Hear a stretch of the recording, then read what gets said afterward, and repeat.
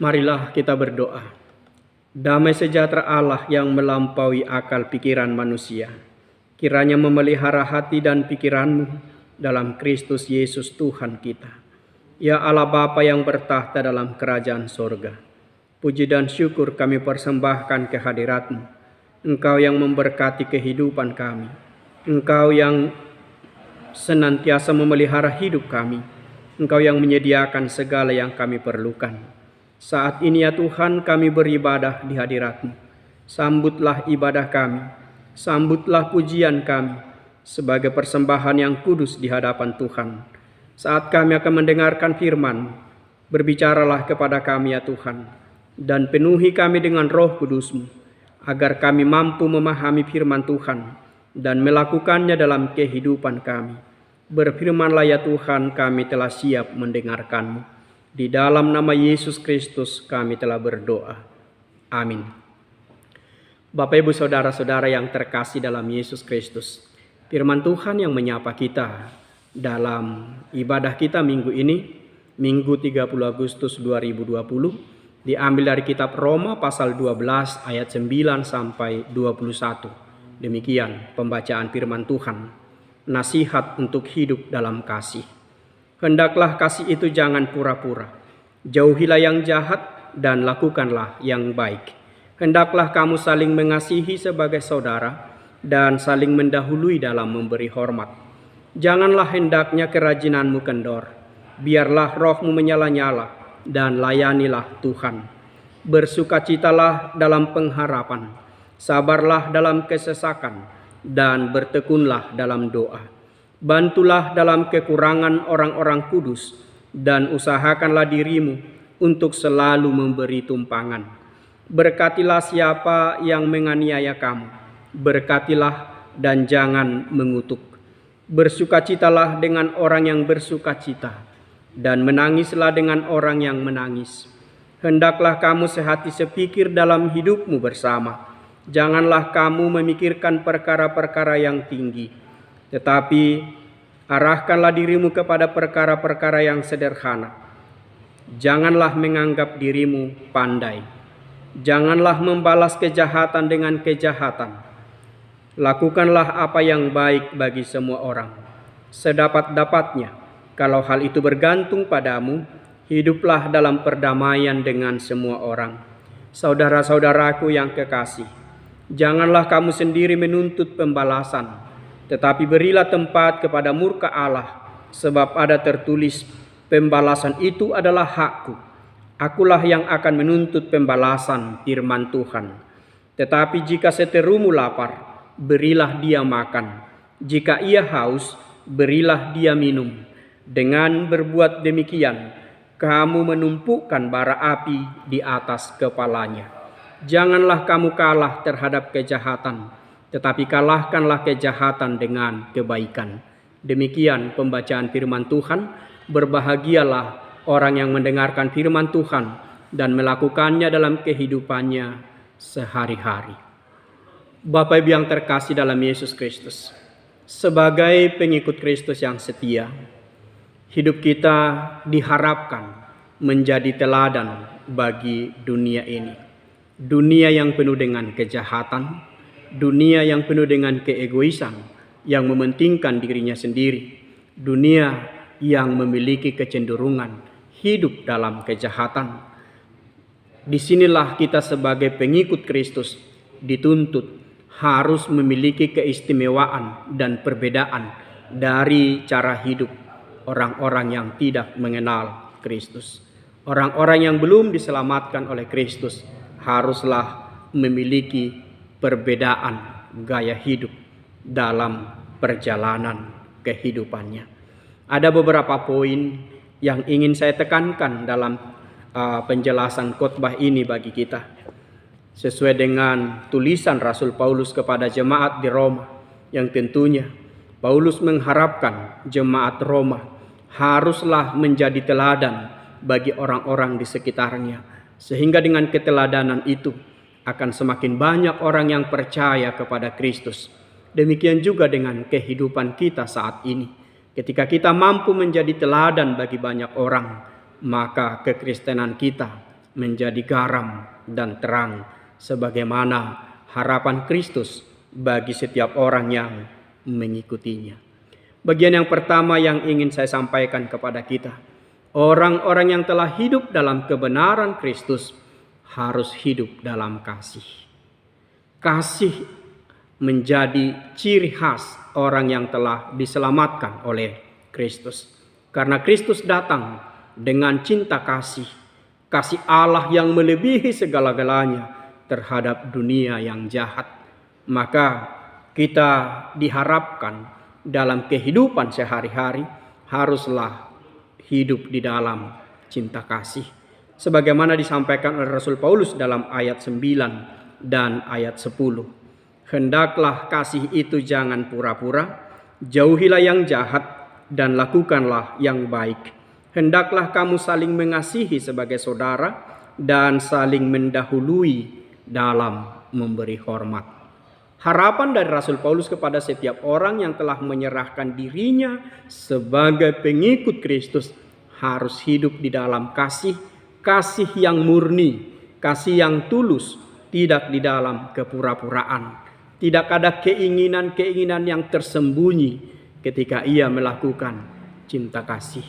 Dan bahkan satu harapan dari keinginan atau kerinduan Rasul Paulus bagi setiap orang yang percaya kepada Kristus, ketika ia hendak melakukan kasih, dia harus lebih aktif untuk berbuat kasih itu dalam kehidupannya dengan mengatakan, hendaklah kamu saling mendahului dalam memberi hormat, merendahkan diri juga sebagai lambang dari kasih.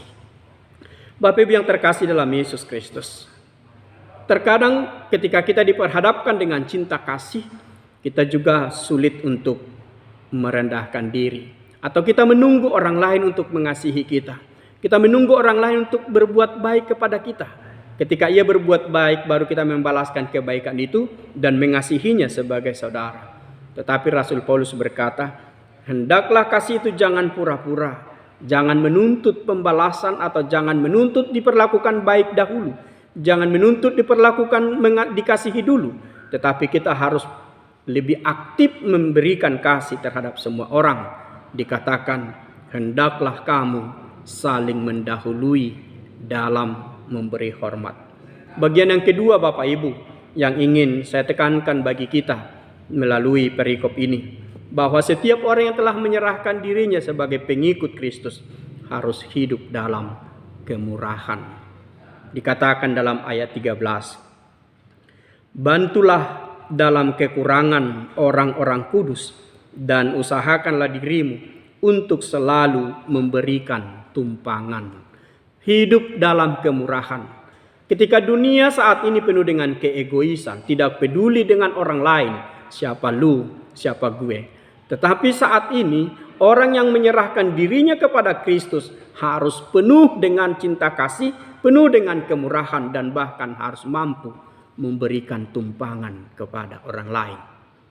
Mampu menjadi penopang bagi orang lain. Hidup dalam kemurahan adalah wujud kehidupan orang yang telah menyerahkan dirinya hidup di dalam cinta kasih Kristus. Bapak Ibu yang terkasih dalam Yesus Kristus, bagian yang ketiga yang ingin saya sampaikan dalam perikop ini adalah hidup dalam ketekunan.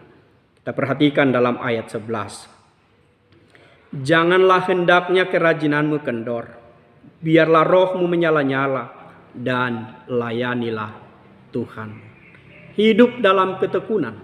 Dalam segala situasi, dalam situasi keadaan, kita tidak pernah berdalih, kita tidak pernah beralasan untuk patah semangat dan tidak melayani Tuhan, tidak beribadah, tidak bersyukur di hadapan Tuhan, walaupun kita diperhadapkan dengan situasi sulit. Secara khusus dalam situasi kita saat ini, ketika kita diperhadapkan dengan situasi virus corona yang semakin banyak yang terinfeksi, ya, seolah-olah corona semakin menguasai dan bahkan mendekati kehidupan kita, Rasul Paulus mengingatkan kita, jangan pernah patah semangat Tetapi hendaklah kerajinanmu senantiasa berkobar untuk melayani Tuhan. Ya, biarlah rohmu menyala-nyala dan layanilah Tuhan. Jangan pernah beralasan tidak layak, atau jangan pernah beralasan penuh dengan pergumulan, kesusahan, kesulitan, sehingga menghambat langkah kita untuk beribadah dan melayani Tuhan. Bapak Ibu yang terkasih dalam Yesus Kristus, bagian yang keempat yang ingin saya sampaikan kepada kita, yaitu hidup dengan pengampunan, tidak ada dendam. Dunia penuh dengan kejahatan, membalaskan kejahatan dengan kejahatan, berbuat seturut dengan keinginan hatinya yang memiliki kecenderungan untuk berbuat jahat. Tetapi orang yang percaya kepada Kristus dan diselamatkan oleh Kristus harus hidup dalam pengampunan, hidup dalam kebenaran, hidup dalam kebaikan, tidak ada dendam. Bisa kita baca dalam ayat 14, 19, dan ayat 20. Berkatilah siapa yang menganiaya kamu, berkatilah dan jangan mengutuk. Ayat 19. Saudara-saudaraku yang kekasih, janganlah kamu sendiri menuntut pembalasan, tetapi berilah tempat kepada murka Allah. Sebab ada tertulis, pembalasan itu adalah hakku. Akulah yang akan menuntut pembalasan, firman Tuhan. Tetapi jika seterumu lapar, berilah dia makan. Jika ia haus, berilah dia minum. Dengan berbuat demikian, kamu menumpukan bara api di atas kepalanya. Bapak Ibu yang terkasih dalam Yesus Kristus, berkatilah orang yang menganiaya kamu. Sangat sulit sebenarnya. Tetapi itu diajarkan oleh Rasul Paulus kepada jemaat di Roma. Ketika mereka dianiaya, ketika mereka diasingkan, ketika mereka dituduhkan sebagai pengacau. Ketika mereka diperhadapkan dengan pengadilan, diperhadapkan dengan hukuman, cambukan, dipenjara. Rasul Paulus mengingatkan mereka, jangan mengutuki mereka, jangan dendam terhadap mereka, jangan membenci mereka. Tetapi Rasul Paulus mengajarkan, berkatilah dan jangan mengutuki. Kalau kita mengutuki mereka, orang-orang yang telah berbuat jahat terhadap kita, kita mengutuki mereka, orang-orang yang membenci kita membenci mereka, apa bedanya kita dengan orang-orang lain? Apa bedanya orang yang telah diselamatkan Kristus dengan orang yang tidak mengenal Kristus? Tentunya tidak ada bedanya.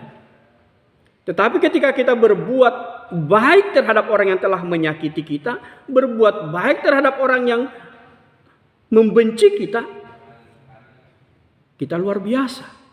Sebagai pengikut Kristus, kita mampu meneladani Kristus yang penuh dengan pengampunan dan tidak menuntut pembalasan terhadap orang yang telah berbuat jahat kepadanya. Bapak Ibu yang terkasih dalam Yesus Kristus, memang ini bukanlah perkara yang mudah dan sangat sulit.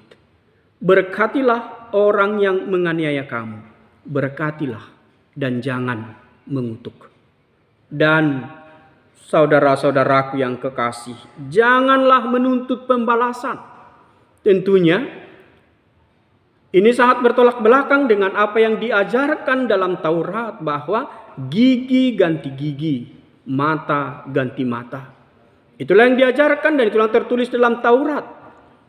Tetapi ketika kita telah hidup dan menyerahkan diri sebagai pengikut Kristus, kita tidak lagi berada dalam kungkungan hukum Taurat, maka kita tidak lagi menuntut pembalasan. Mata ganti mata atau gigi ganti gigi.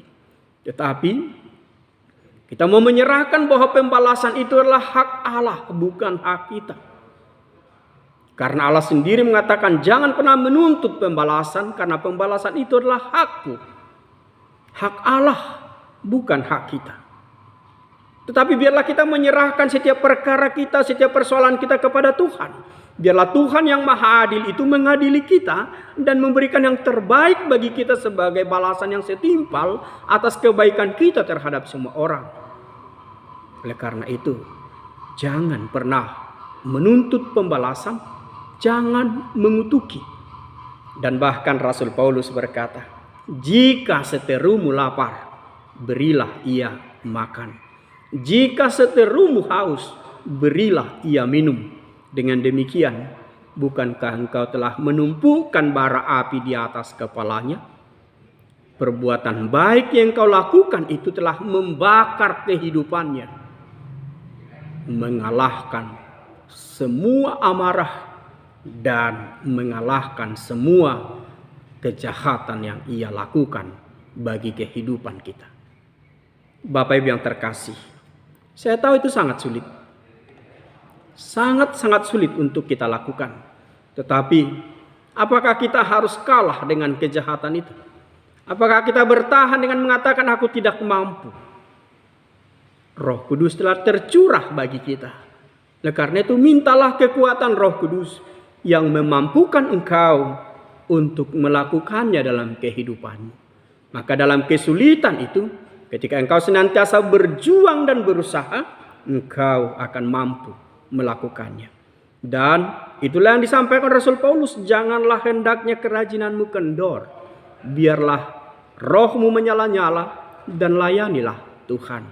Dalam keinginan melayani Tuhan, maka kita juga mau mengalahkan ego dalam hati kita, dan kita mau merendahkan diri di hadapan orang lain dan berusaha untuk penuh pengampunan dan tidak membalaskan dendam terhadap semua orang.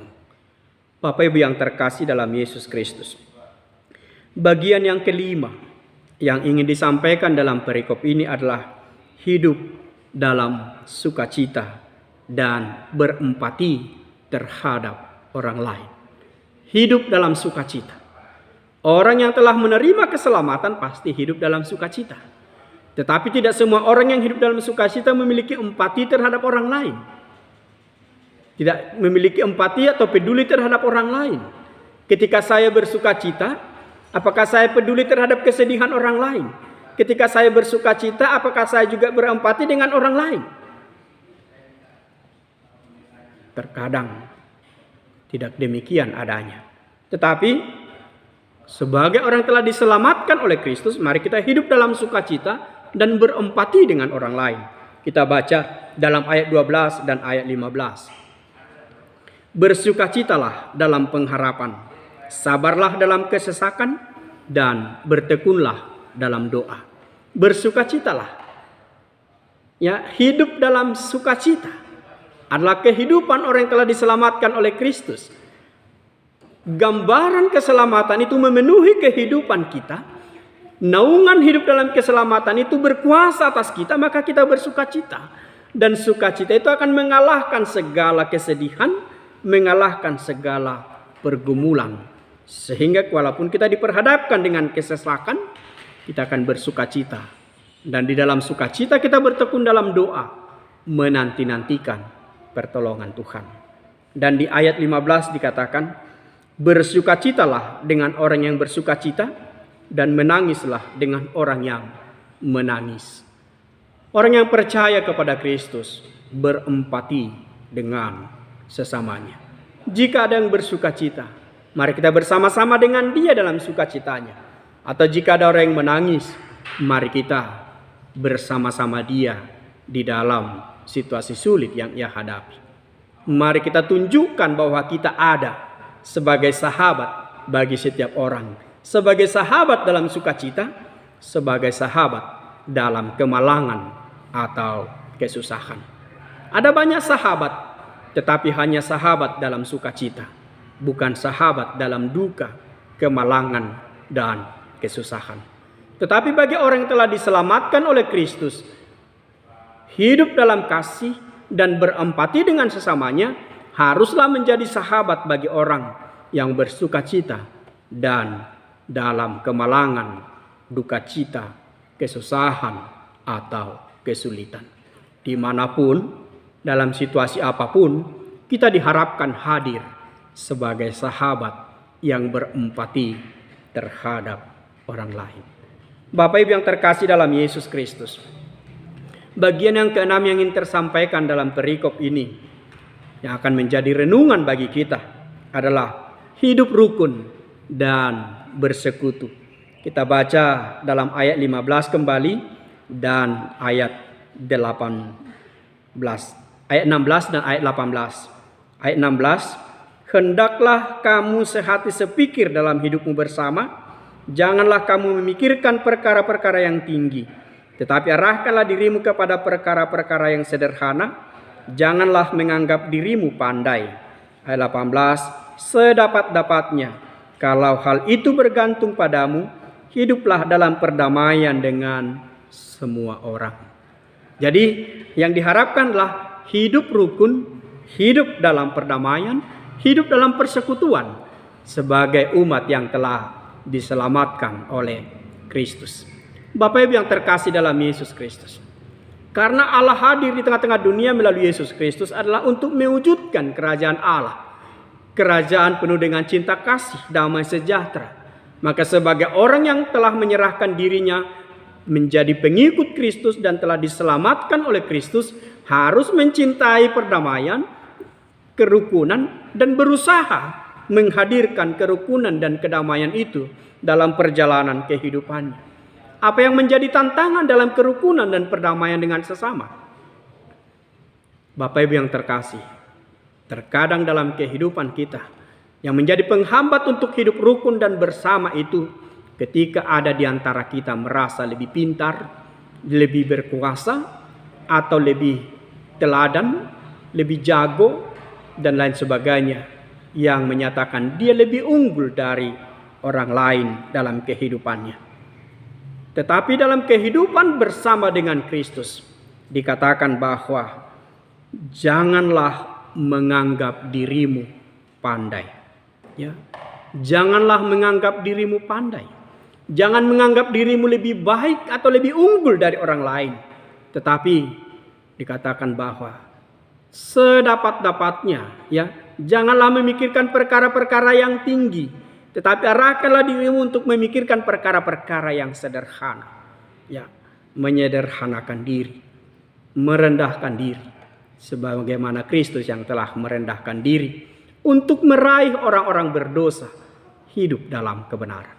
Oleh karena itu Bapak Ibu yang terkasih dalam Yesus Kristus, maka sebagai pengikut Kristus harus memiliki kerinduan hidup dalam persekutuan, hidup rukun, hidup dalam perdamaian, sebagaimana yang diajarkan Kristus kepada kita. Dan bagian yang terakhir yang ingin saya sampaikan dalam perikop ini adalah jangan mau kalah dengan kejahatan, tetapi kalahkanlah kejahatan dengan kebaikan. Kita baca dalam ayat 17 dan ayat 21. Janganlah membalas kejahatan dengan kejahatan, lakukanlah apa yang baik bagi semua orang. Janganlah kamu kalah terhadap kejahatan, tetapi kalahkanlah kejahatan dengan kebaikan. Jangan mau kalah dengan kejahatan, tetapi kalahkanlah kejahatan dengan kebaikan. Di sini kita terkadang kalah, Bapak Ibu. Kita membalas kejahatan dengan kejahatan. Tetapi bagi pengikut Kristus, mengalahkan kejahatan haruslah dengan perbuatan baik. Oleh karena itu, sungguh banyak yang telah diajarkan bagi kita dalam perikop ini. Bagaimana kehidupan kita? Apakah kita telah hidup dalam kasih? Apakah kita telah hidup dalam kemurahan? Apakah kita telah hidup dalam ketekunan, penuh pengampunan dan tidak dendam? Apakah kita telah hidup dalam sukacita dan berempati? Apakah kita telah hidup rukun dan bersekutu, hidup dalam perdamaian, tidak memikirkan perkara yang tinggi, tidak menganggap lebih pandai, tetapi memikirkan perkara yang rendah? Dan apakah kita telah mengalahkan kejahatan dengan kebaikan? Mari kita renungkan Bapak Ibu. Jika hal itu kita lakukan, yakinlah Kristus akan bersama dengan kita dan berkenan akan kehidupan kita. Tema minggu kita adalah menjadi teladan bagi semua orang dan jangan menjadi batu sandungan. Kita diharapkan keteladanan kitalah yang akan menjadi gambaran Kristus tetap ada di tengah-tengah dunia untuk menawarkan kasih, persaudaraan, dan hidup dalam perdamaian dalam semua orang, dalam semua keadaan. Kalaupun dunia jahat, jangan ikut kejahatannya, tetapi kalahkanlah kejahatan dunia dengan kebaikan. Amin. Mari kita berdoa.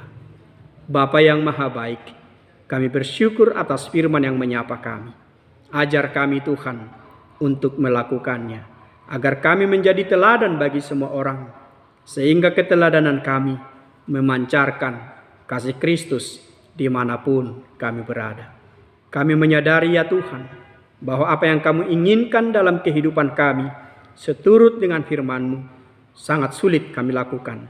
Oleh karena itu, penuhi kami dengan Roh Kudus-Mu. Biarlah kuasa Roh Kudus memampukan kami melakukannya. Terima kasih Bapa. Ajar kami untuk percaya. Kami dapat melakukannya dalam hidup kami. Karena Kristus di dalam kuasa Roh Kudus mengajarkan kami, menuntun kami melakukannya dengan baik. Terpujilah Engkau Bapa. Dalam Yesus Kristus kami berdoa. Amin.